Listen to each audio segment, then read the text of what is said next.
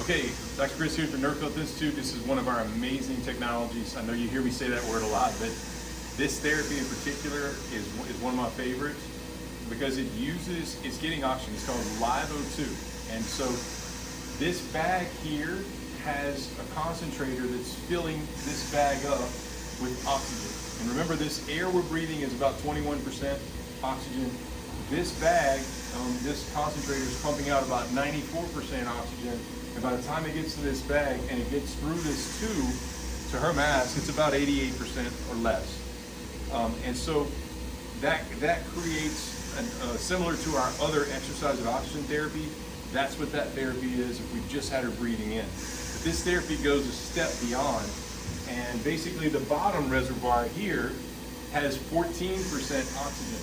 And so with this therapy, you start out breathing oxygen. We use a pulse oximeter and we monitor the pulse oximeter on an iPad.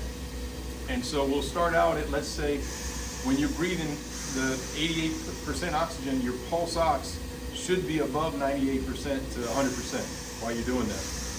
So, and then as you start to exercise a little bit, breathing the 88% oxygen into the mask, your pulse ox should stay above 98. Then as you start exercising, we switch it to a negative O2 here using our device.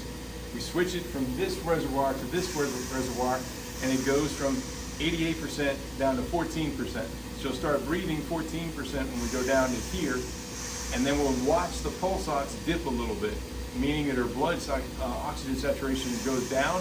When it starts to go down, we switch it back, and it creates vasodilation. So it actually creates, the cells start to actually suck the oxygen in quicker due to this almost a little bit of a starving effect that it creates. So that's the reason it's called LiveO2. So you go through cycles with this, and the cells uptake oxygen quicker and quicker, and it's just a truly amazing therapy to watch to replenish the body's number one ingredient, oxygen.